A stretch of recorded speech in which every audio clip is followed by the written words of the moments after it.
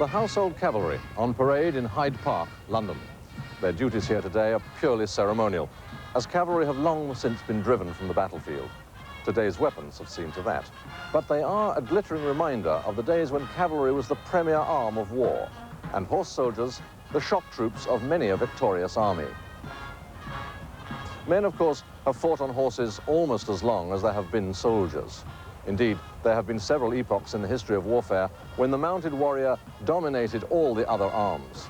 And even today, in an age of howitzers and atomic bombs, there are old soldiers who can still remember the exhilarating experience of charging an enemy with sabers drawn. The strength of the charge is in the straightness of the line. When once the alarm was sounded, draw swords.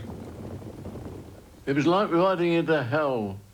The guns boomed, batteries smoked everywhere. Matter of fact, after the time he was blinded by the smoke of the guns, and especially not only the shells exploded, and the guns themselves was up amongst them. Harry Williams, aged 102, recalls a cavalry charge from the Great War. Well, by the time I got there, the whole mass cavalry was in line. It so coincided that the alarm had already been sounded by the trumpeters. My mount, of course, being a cavalry charger, become imbued with the excitement of the time and the electric atmosphere, he joined in. And at that very moment, the charge sounded. They keep on until the horses are... Anyhow, right through that line they broke. Germans, Bulgarians, Turks, no matter who they were slashed, sundered, slaughtered. It was carnage, absolutely. Sword, slash, slash, slash, slash. See? And then somebody picks out that over your horse's head, dig in, out again. And no one appears at you. You simply be supposed to twist your wrist and slice at him. And then that side. And of course, everybody's doing the same thing. You see? So you've got to be careful you're not wounding your next door neighbour. If the days of cavalry are past, it is not the irretrievable past. Not long after Harry Williams' charge, the mounted warrior was to have a last hurrah on the plains of Eastern Europe. The Soviet Red Cavalry, 16,000 strong, rode off to battle against Poland.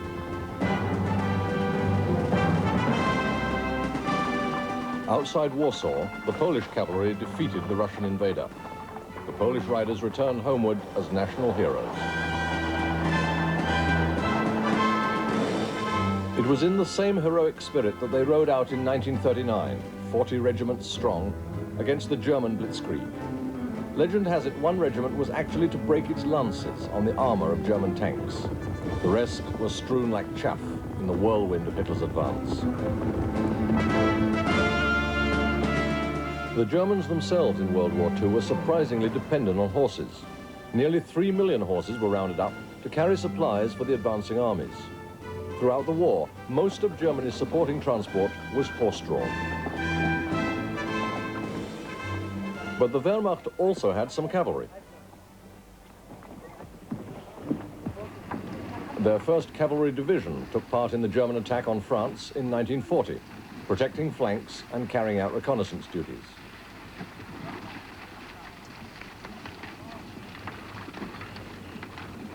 And when Paris was occupied, German cavalry took their place in the victory parade, before bowing out of history. Right, chap. Right, mates, come on, that's all that there, get out. Come on, Court Major, up you go, get up and wait, come on in the right, get out.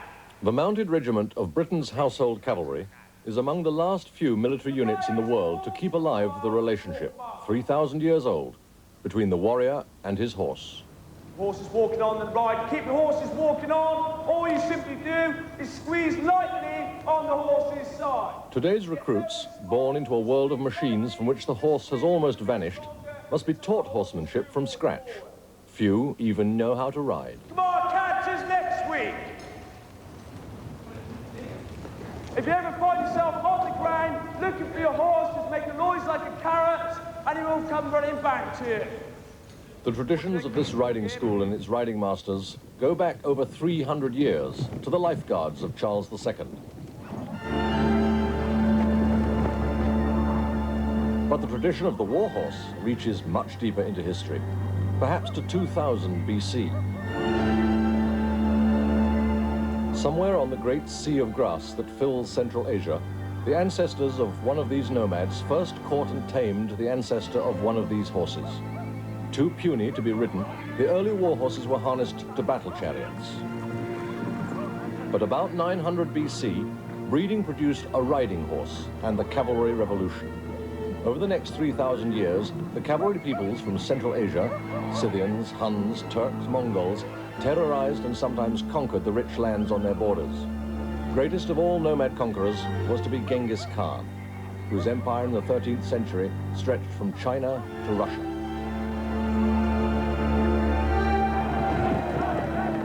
Among the first exponents of the cavalry revolution were the Parthians, a fierce tribe in Persia, constantly at war with the Roman Empire.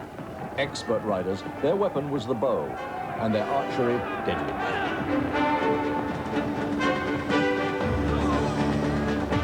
Their special technique was to seem to break off the action, when in fact they would ride away to collect more arrows. They would then return to the attack, catching the enemy unawares. This trick has given us the expression, a Parthian shot. Fiercest of all the horse tribes were the Huns. Carrying their homes wherever they went, they rampaged through Europe, and under their leader Attila, threatened Rome itself in the 5th century AD. Jerome described them thus: "Swarms of Huns filled the whole earth with slaughter and panic as they flitted hither and thither on their swift horses." Unlike earlier horse soldiers, they were prepared to fight at close quarters in battle.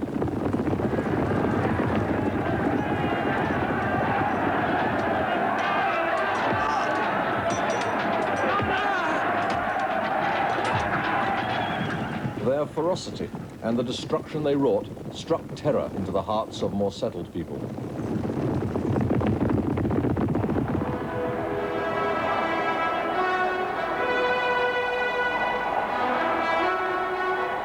To combat the horsemanship and tactics of these horsemasters, the Romans gradually adopted the heavy armored style of cavalry. Called cataphracts, these armored riders could not save Rome itself, but for 1,000 years succeeded in defending the Eastern Empire against the assaults of the steppe peoples. Their breed of horseflesh and their style of heavy equipment would ultimately produce the warrior we call the knight.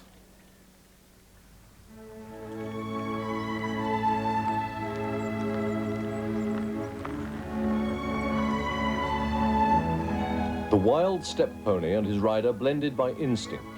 The Western warhorse needed to be trained, and breaking him to a warrior's will demanded special skills. They are still taught today. Fighting on horseback is enormously difficult.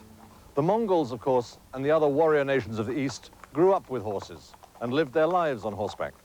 In Europe, it was different. Men had to be trained to become horse soldiers. Well, it's a tradition that's still continued here at Saumur, the home of France's cavalry. It was during the great French Empire of Charlemagne that the Franks were to become Europe's most expert horsemen. They relied on all the devices that had been developed over the years to turn a horse into a platform for a soldier. The bit, the bridle, the rein, the saddle, the stirrup, and the spur.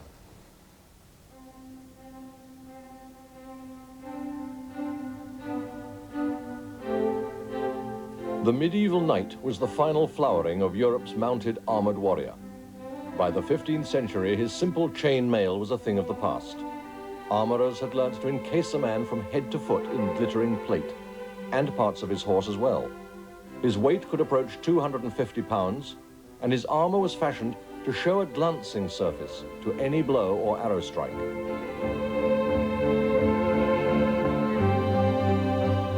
For counterstroke, he carried a sword. All this equipment was exorbitantly expensive, so inevitably the knight came from the rich and ruling class. The crushing power of his weapons and armor allowed the knight to dominate the battlefield for nearly 500 years. With his body braced in stirrups and supported in a rigid saddle, he was ready for battle.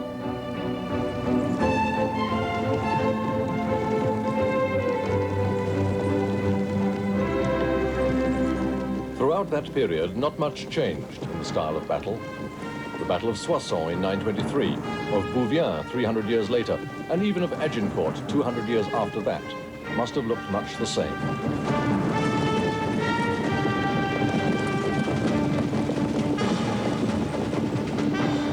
Tactics and maneuvers played much less part than individual courage and skill at arms. Often the knight would fight dismounted, but when battle was joined on horseback, the spectacle was sensational.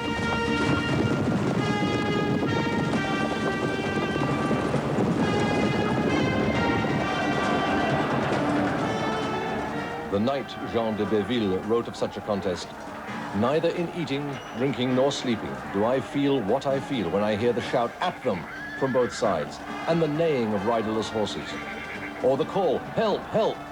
or when I see great and small fall on the grass, in the ditches, or when I espy dead men who still have pen and lances in their ribs."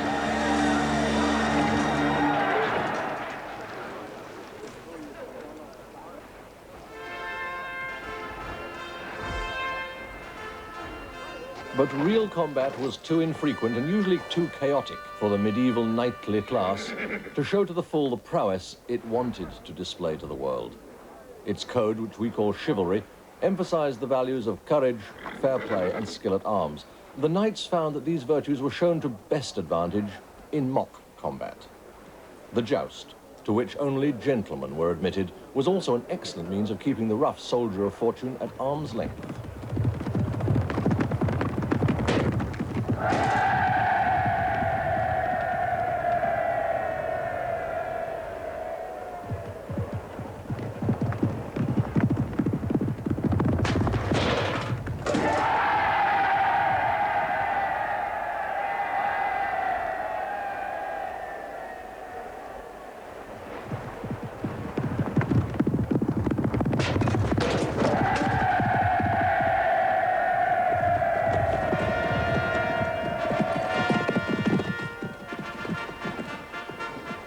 By the 14th century, when the tournament had become the most popular upper-class social event in Western Europe, its purpose as a training for combat, single or collective, had almost been eclipsed.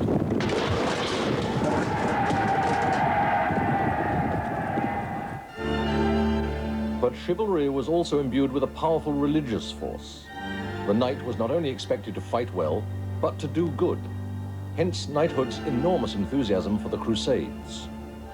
The knights of Western Europe met their greatest challenge here in the Holy Land, which they were sworn to recover for Christendom. This is Calat Namrud, a typical castle of the Crusaders. And from here and similar castles, time and again they sallied forth, testing the heavy cavalry principle which they represented against the tradition of light cavalry, which was the hallmark of the Muslims. When Muslim met Christian cavalry on equal terms, the Iron People, as the Turks called the Crusaders, usually prevailed. More often, the light horsemen of Islam preferred to make the Christian warriors exhaust themselves in fruitless charges before closing in for the kill.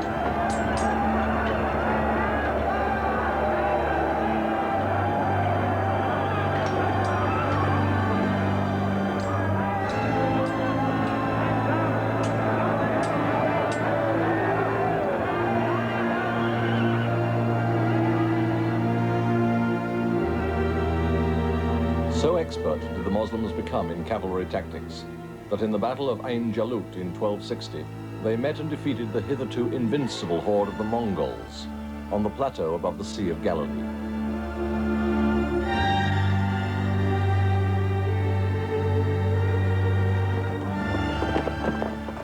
The Mongol pony, peerless on his own ground, was no match for a war horse on the European grasslands.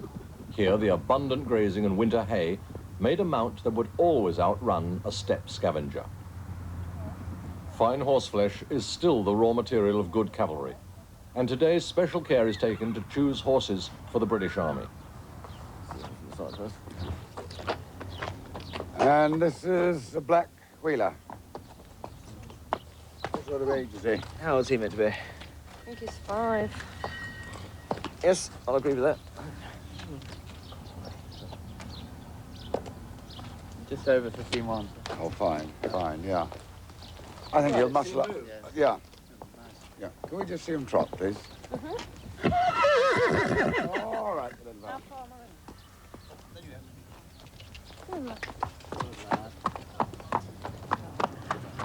He's all right, and I think he'll go a bit. So if he won't do the regiment as an officer's charger, the King's Troop will probably like him. We're galloping on, do you think, no? He'd do anywhere. He'd do anywhere. He'd do anywhere, yes, yeah.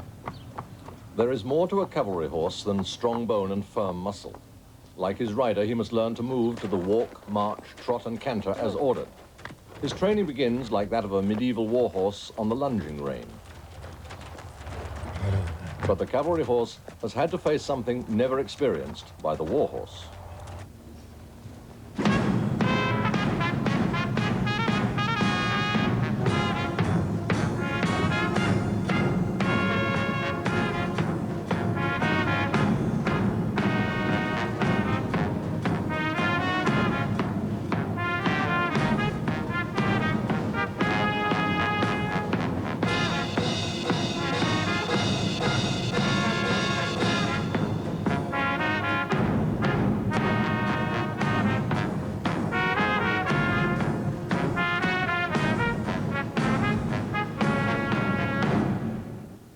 The cavalry charger also had to learn to endure the appalling uproar of a gunpowder battle. Horses are acutely nervous creatures. Only delicate handling and carefully measured doses of exposure would accustom them to stand and move steadily amid the din of muskets and cannon shot. Nowadays, instead of battle, the chargers and drum horses of the household cavalry must still be taught to withstand the clash of cymbals and thunder of kettle drums.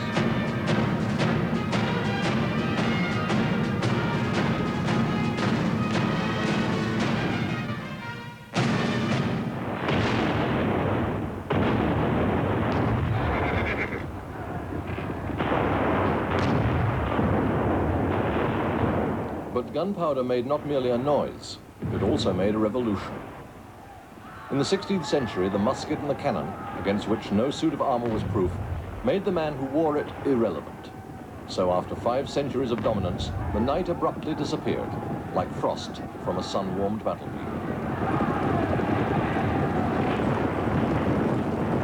The horsemen who survived, like those of the English Civil War, had to find new roles. One was to act as a final shot force. The other was to pursue the enemy to destruction.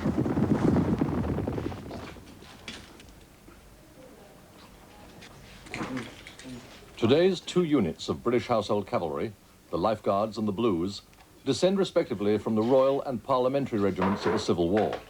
And the ceremonial uniform they wear, the helmet and breastplate or cuirass, are a reminder of the age of armor, already vanishing when these regiments came into being. The only time this kit fits is when it hurts.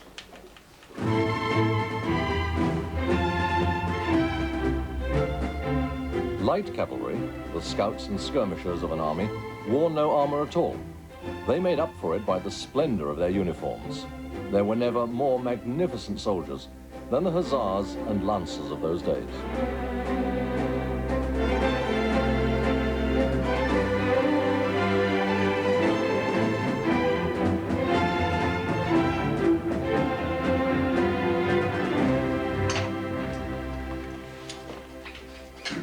Sword, LG 94.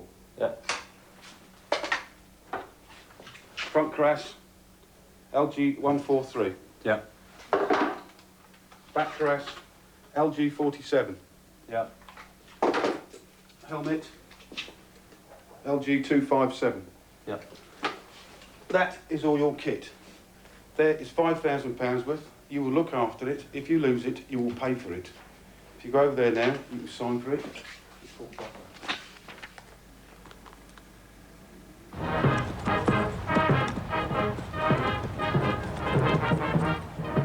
The sword has always been the principal weapon of the cavalryman. Traditionally, light cavalrymen have favoured the curved scimitar, best adapted for cutting and slashing in the confusion of a skirmish. Heavy cavalry, from the days of the armoured knight onwards, had preferred the straight, heavy, thrusting sword.